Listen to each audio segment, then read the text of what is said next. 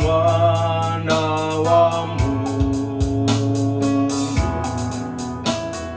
Haleluya, haleluya.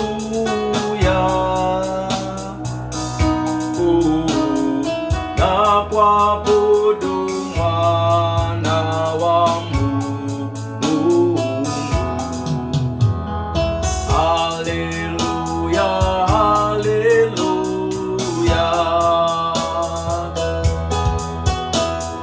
Na kuabudu Mwana wa Mungu. Haleluya, haleluya.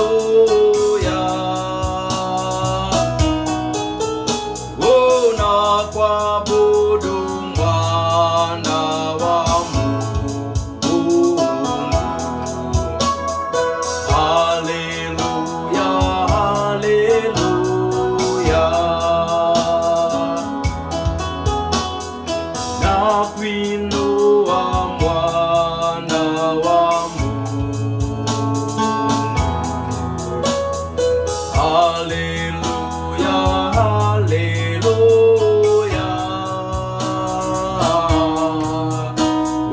Na kuinua Mwana wa Mungu.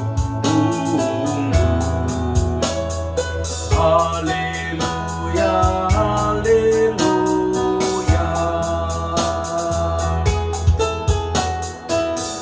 Takatifu Mwana wa Mungu. Haleluya, haleluya. Takatifu Mwana wa Mungu. Haleluya, haleluya.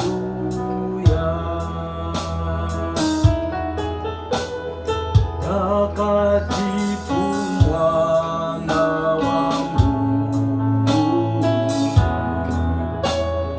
Haleluya, haleluya.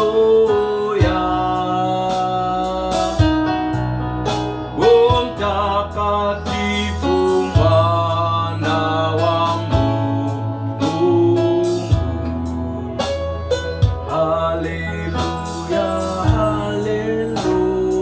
haleluya. Tumsifu Yesu Kristo. Basi nichukue nafasi nyingine nikukaribishe katika kipindi chetu cha kumsifu na kumwabudu Mungu, na siku ya leo ikiwa ni mfululizo wa somo la 8 tangu tumeanza kujifunza kwa habari ya kumsifu na kumwabudu Mungu. Kwa hiyo nikuombe, kama haujawahi kuingia kwenye akaunti hii, unaweza ukaingia kwenye akaunti yako ya YouTube, inaitwa Lango la Sifa Daima, ukalike, ukasubscribe ili uweze kupata mfululizo wa masomo ambayo kila wiki yanakuwa yanatumwa. Na wiki iliyopita tulikuwa tunajifunza somo linalosema jifunze kubeba nia ya Kristo ili uweze kukutana naye unapofanya ibada ya kumsifu na kumwabudu Mungu. Jifunze kubeba nia ya Kristo ili uweze kukutana naye pale unapokuwa unafanya ibada ya kumsifu na kumwabudu Mungu. Na nilieleza nini maana ya nia. Nikasema nia kibiblia inamaanisha fikra, dhamira au kusudi la moyo wa mtu. Kwa hiyo haya maneno matatu yanaambatana ndani ya nia: fikra, dhamira au kusudi la moyo wa mtu. Kwa hiyo ukisikia kusudi la moyo wa mtu ni nia, ukisikia dhamira ni nia, ukisikia fikra ni nia. Kwa hiyo nia ni mjumuisho wa fikra za mtu, dhamira yake au lile kusudio la lililoko ndani ya moyo wa mtu. Na tuliona kwenye kitabu cha kitabu cha barua ya kwanza ya Mtume Paulo kwa Wakorinto, barua ya kwanza ya Mtume Paulo kwa Wakorinto, ile sura ya 2 mstari ule wa 16. Barua ya kwanza Mtume Paulo kwa Wakorinto sura ya 2 mstari wa 16. Paulo anaeleza haya maneno, anasema, maana ni nani aifahamuye nia ya Bwana amwelimishe? Lakini sisi tunayo nia ya Kristo. Ni nani? Maana ni nani aifahamuye nia ya Bwana? Kwa hiyo kumbe kuna nia ya Bwana. lakini pia kuna nia za watu. Sasa Paulo anasema, maana ni nani aliyeifahamu nia ya Bwana amwelimishe? Lakini sisi tunayo nia ya Kristo. Sasa ukisoma kwenye lugha ya Kiingereza anasema, for who have known the mind of the Lord. Ile nia anayezungumzia mind of the Lord. Na katika somo lililopita nilisema tunapozungumzia nia ya Kristo ni mind of Christ, ni ile nia iliyokuwa ndani ya Kristo. Sasa anasema, maana ni nani aifahamu nia ya Bwana amwelimishe? Lakini sisi tunayo nia ya Kristo. Paulo anaeleza, anasema sisi tunayo nia ya Kristo. Sasa nilianza kwa kueleza nia ya Kristo ni ipi. Nia ya Kristo ni ipi? Ukisoma kwenye ile barua ya mtume Paulo kwa Wafilipi sura ya pili. Paulo kwa Wafilipi sura ya pili, kuanzia ule mstari wa 5, neno la Mungu linasema, iweni na nia hiyo hiyo ndani yenu ambayo ilikuwamo pia ndani ya Kristo Yesu.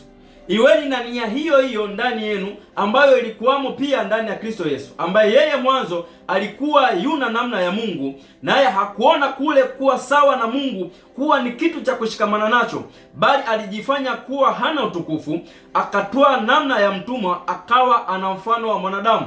Tena alipoonekana ana umbo kama mwanadamu, alijinyenyekeza akawa mtii hata mauti, naam, mauti ya msalaba. Sasa anaielezea ile nia ya Kristo ni ipi, na ndio kitu ambacho ninataka tujifunze kwa dakika hizi chache zilizoko mbele yetu, kwamba nia ya Kristo ni ipi. Somo la leo, nia ya Kristo ni ipi? Inawezekana ukawa umejiuliza maswali mengi sana, kwamba sawa, tunasema tujifunze kuibeba nia ya Kristo, lakini nia ya Kristo ni ipi? Sasa nia ya Kristo imebeba mambo makuu manne. Nia ya Kristo tunayojifunza imebeba mambo makuu manne. Jambo la kwanza ni unyenyekevu, humility. Ukisoma kwenye huu mstari wa 8 wa Filipi 2:8 anasema, tena alipoonekana ana umbo kama la mwanadamu alijinyenyekeza. Nia ya Kristo ni unyenyekevu. Moja kati ya kitu ambacho kimekosekana kwa wanasifa wengi ni unyenyekevu, humility, uwezo wa kunyenyekea chini ya Mungu. Kila mtu anataka aonekane, kila mtu anataka ajulikane yeye ni nani, kila mtu analinda status yake, analinda brand yake. Sawa, sio mbaya, lakini kama hauna unyenyekevu ndani ya moyo, hata kama unaimba ni kazi bure.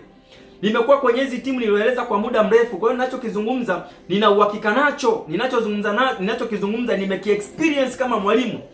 Wanasifa wengi, humility, kunyenyekea ni kazi ngumu sana. Nafikiria ukute timu imejiandaa kuja kuhudumu kwenye mkesha au imekuja kuhudumu kwenye kongamano, alafu ukawaambia nyinyi leo hamtahudumu, mtakaa pembeni, watahudumu wengine. Yaani maswali watakayokuuliza, kwa nini ukutuambia? Umetuonaje? Yaani gharama za nauli tulizotumia. Yaani utakuta maneno ni mengi, lakini ukijaribu kuangalia ndani, hawa watu wamekosa humility, wamekosa unyenyekevu. Kwa hiyo tunaposema nia ya Kristo tunazungumzia kwa habari ya unyenyekevu. Kama unataka kukutana na Mungu kwenye sifa, jifunze kuwa mnyenyekevu. Lakini jambo la pili linalopatikana kwenye nia ya Kristo ni utii. Utii, obedient, utii.